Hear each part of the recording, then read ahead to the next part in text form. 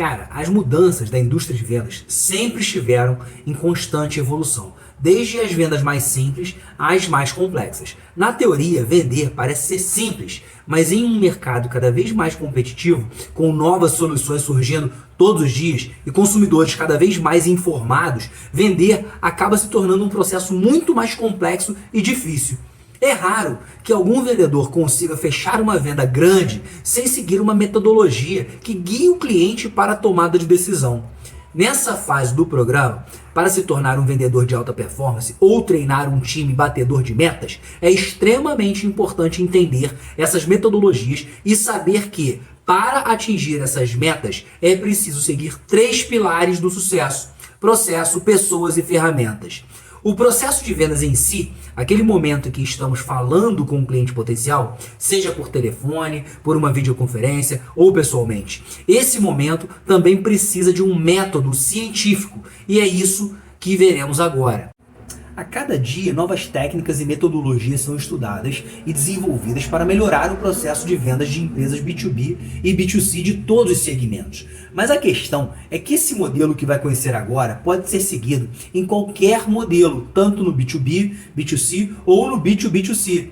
Enfim, sempre que estiver falando com alguém, siga esse método que vai ver a mágica acontecer. Vai criar uma conexão jamais vivida antes na comunicação com pessoas. Então, vamos ver o que será mostrado e acabar com esse suspense.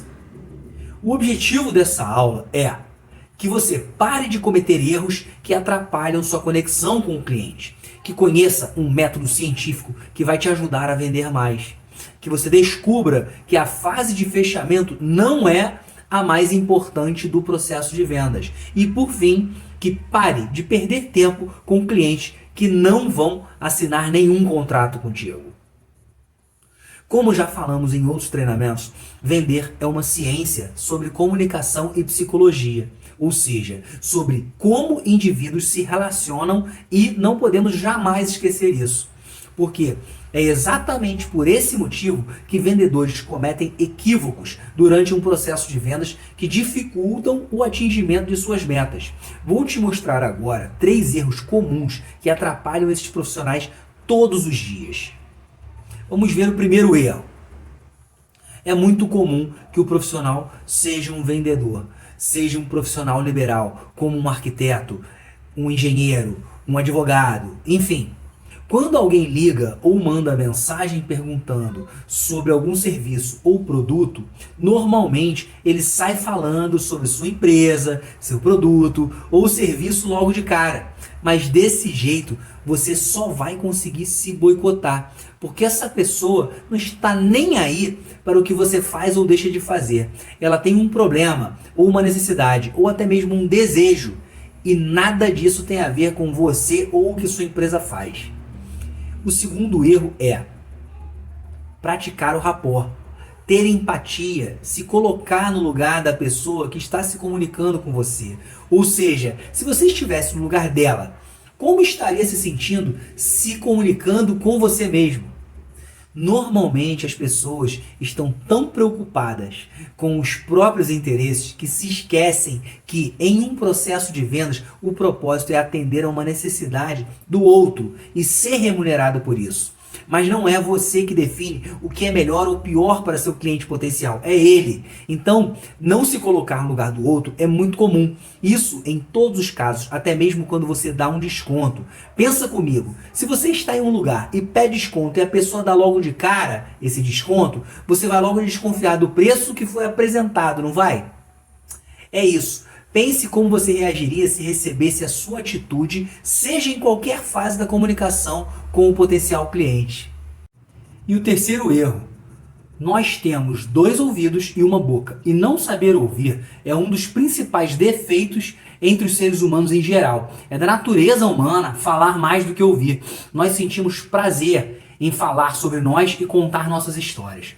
Como um profissional que tem como principal objetivo ajudar as pessoas a realizarem seus sonhos, desejos, resolverem um problema ou atenderem uma necessidade, não podemos cometer esse erro grave de não saber ouvir.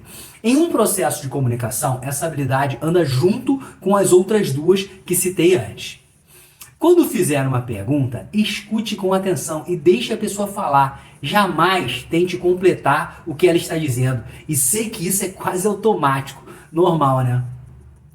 Então, para que tenhamos sucesso e não aconteça de falharmos cometendo alguns desses erros, nós precisamos de um método científico. Mesmo que ainda não tenha o processo ou o método desenvolvido, precisa criar premissas e validar até encontrar o melhor caminho. Mas, nesse caso, vamos usar um método científico apresentado por Neil Hackham na década de 80. Ele defendia que as vendas simples tinham uma abordagem diferente das vendas com tickets maiores, chamadas de vendas complexas. Na venda tradicional ou simples, bastava o vendedor fazer uma abertura que se envolvesse emocionalmente com o comprador. Após ganhar uma abertura do comprador, usava técnicas de perguntas abertas e fechadas para investigar necessidades. Se já trabalhou com vendas, com certeza já fez algum treinamento nesse sentido. Uma vez descoberto suas necessidades, você apresenta as vantagens em fechar o negócio com você. Porém, é nessa hora que entram as objeções e provavelmente já deve ter ouvido falar que superar objeções é vital para se trabalhar com vendas. Mas os vendedores de alta performance buscam evitar a objeção ao invés de tratá-la como uma queda de braços. Por fim, superadas as objeções, vem outra técnica que os gestores de vendas tradicionais focam muito: técnicas de fechamento, que podem até funcionar em vendas menores, mas em vendas onde os tickets são maiores e o ciclo de vendas pode durar meses, isso não somente não funciona, como te faz ser mal visto pelo comprador, que está em busca de uma relação duradoura em alguém que ele possa confiar. Já a maioria das vendas grandes envolve um envolvimento contínuo com o cliente. Em partes, isso acontece porque muitas dessas vendas exigem um apoio após a venda concretizada, um pós-vendas. Cultivar e garantir uma relação de confiança e amizade é fundamental nas vendas maiores ou nas vendas grandes. Quando falamos da psicologia do cliente, elas são completamente diferentes. Por consequência, exigem habilidades diferentes. Mas uma coisa você pode aplicar a qualquer tipo e tamanho de vendas, que é esse método que estamos vendo. Esses 4 estágios você não só pode, como deve aplicar a qualquer visita ou entrevista de venda que fizer a partir de hoje, a partir de agora. O primeiro passo é a abertura. Muitos dizem que a primeira impressão é a que fica, ou que os primeiros 2 minutos ditam o fim da história. Mas as pesquisas afirmam que essa fase é menos importante do que parece. Na verdade, não tem qualquer influência na venda, a menos, é claro, que seja mal educado ou que comece a falar barbaridades logo de cara. Tirando isso, não possui tanta influência como dizem. Investigação é a etapa mais importante em um processo de vendas, seja de uma venda pequena ou de uma venda grande. Mas nas vendas grandes, essa fase é crucial. Sem as habilidades de fazer perguntas, nenhum vendedor vai alcançar alta performance. Vendas são feitas de perguntas, lembram? Executivos que desenvolvem essa habilidade mostram resultados no mínimo 20% maiores que os demais. Na fase de demonstração de capacidade, o que acontece é como você pode resolver o problema, ou atender uma necessidade, ou até mesmo atender a um desejo desse potencial cliente. Mas a questão é que, ao chegar nessa fase, já foi identificado se você realmente deveria estar aqui. Ou seja, se o cliente não tiver fit com seu serviço ou produto, você deveria tê-lo demitido na fase anterior, sem perder esse tempo.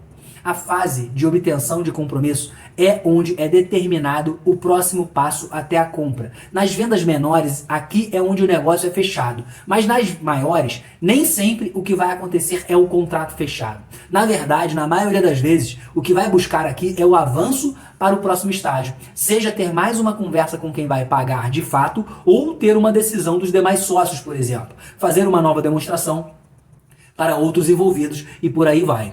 Agora, vamos ver no detalhe cada uma dessas etapas. Etapa 1, abordagem. Muitos ainda acreditam que a primeira impressão é a que fica, mas isso só é verdade quando essa primeira impressão é negativa. Mas a verdade é que esperamos um nível natural de respeito entre os envolvidos e não é natural que essa abordagem seja tão negativa a ponto do potencial cliente não querer mais te receber. Vale ressaltar que nas pesquisas que existem sobre essa fase do processo de vendas, comprovam que ela não é a mais importante e que vai além. Essa fase deve ser apenas para uma introdução rápida sobre a conversa e que tem autorização para partir para a próxima etapa, a de investigação, a das perguntas.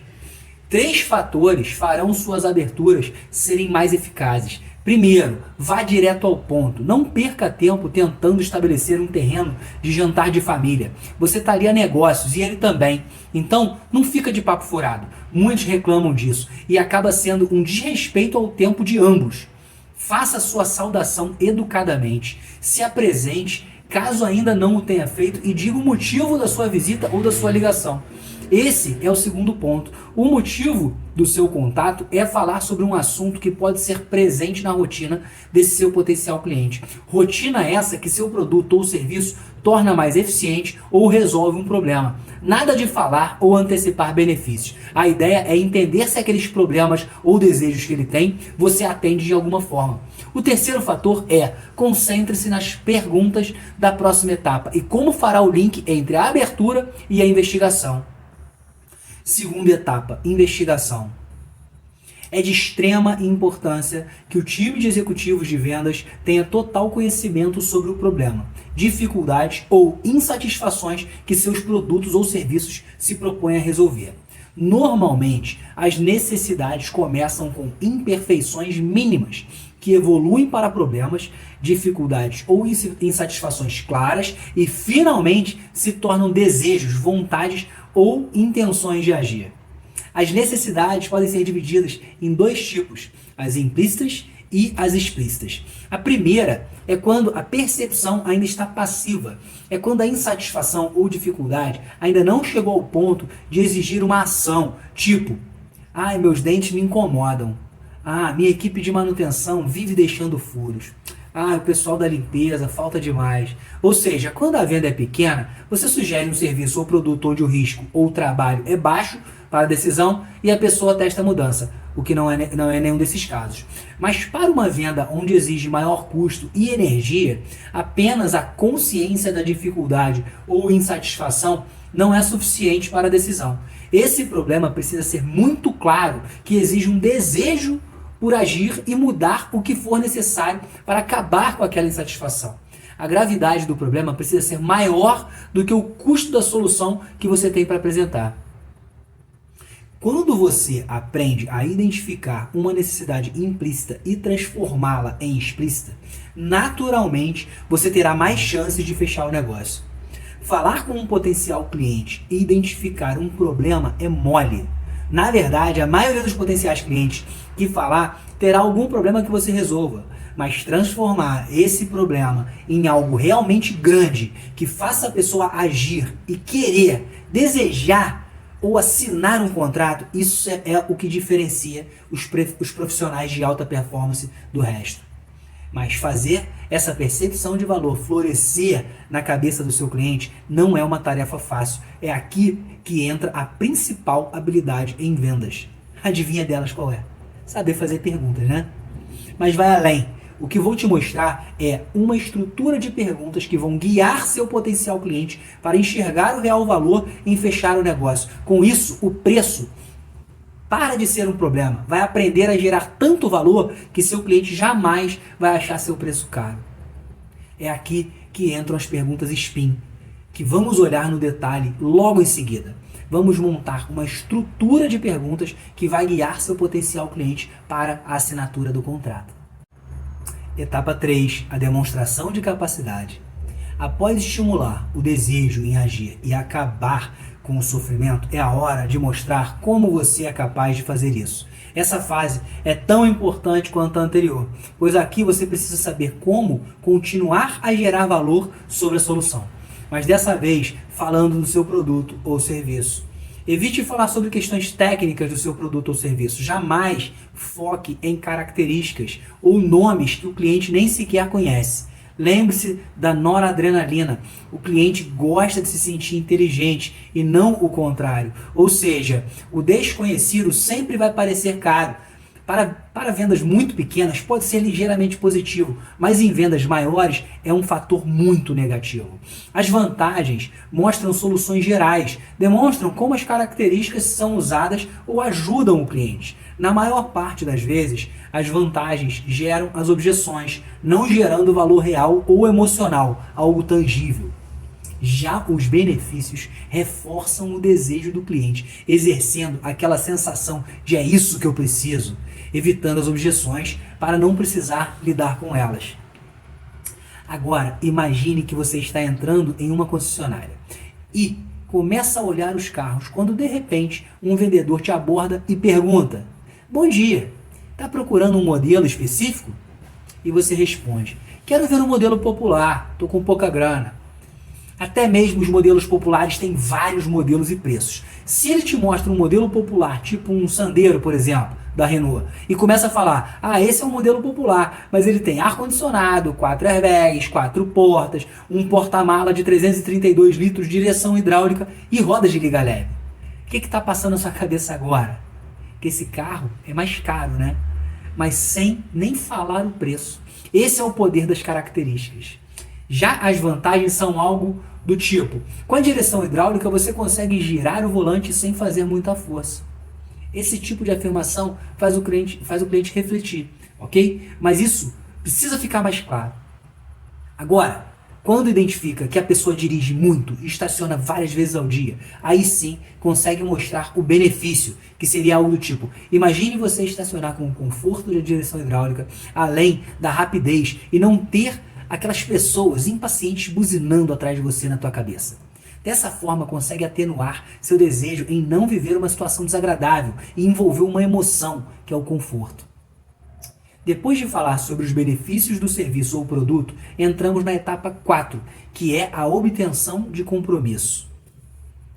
Para o executivo tenha êxito nessa etapa, vai precisar ter feito um trabalho de excelência na investigação.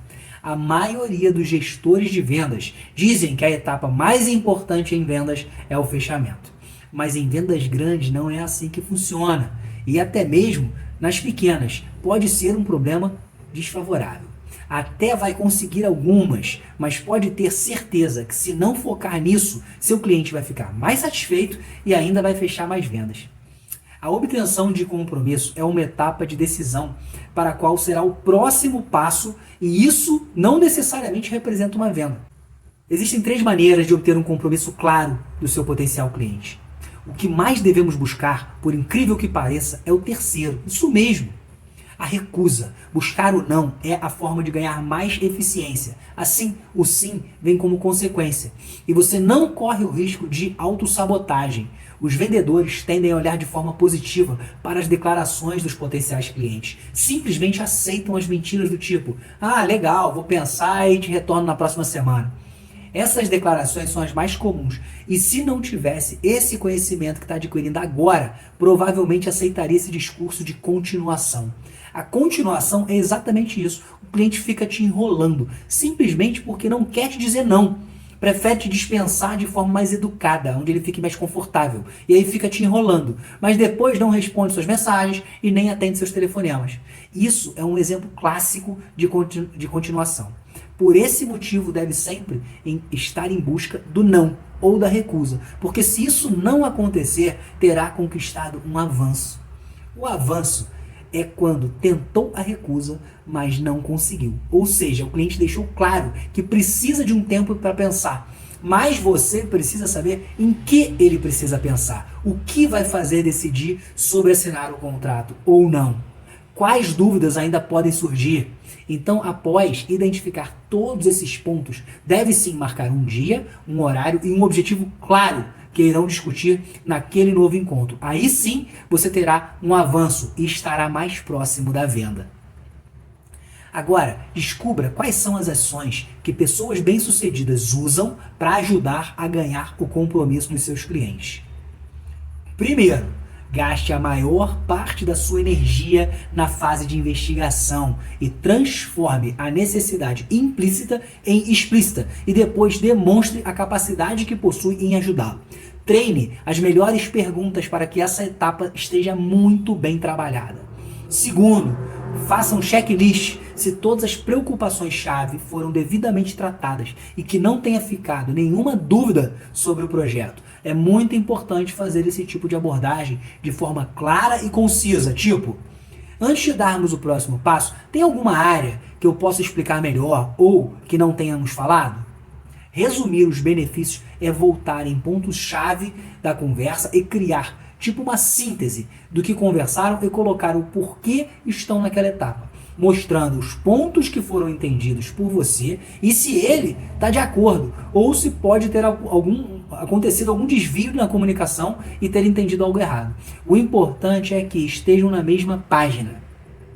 E a quarta e última etapa, na hora de propor o compromisso, é aonde a maioria derrapa e apenas fala ao invés de propor. É como se o executivo desse a ordem do que o cliente deve fazer, mas propor um compromisso deve ser da seguinte maneira. Então, como precisa levar essas questões para o restante do conselho, propõe mais um encontro entre eu, você e os membros do conselho na data X às Y horas para discutirmos sobre o assunto Z, correto? Dessa maneira deixou claro que ambos têm um compromisso com dia, hora e objetivo claro, ou seja, o próximo passo para o contrato. O compromisso avança a venda e como resultado dele a venda prossegue de alguma maneira. O compromisso proposto é o compromisso mais realista que o cliente é capaz de assumir. Vendedores bem-sucedidos nunca pressionam o cliente além de seus limites. Bom, agora que fechamos a metodologia e já entendeu que a principal etapa da venda é a investigação, vou detalhar o que deve ser feito e como usar as perguntas SPIN para construir seu roteiro de perguntas, que vão transformar as necessidades implícitas em explícitas e conduzir seu cliente para o desejo de mudança e fechar o contrato. Bora pra cima!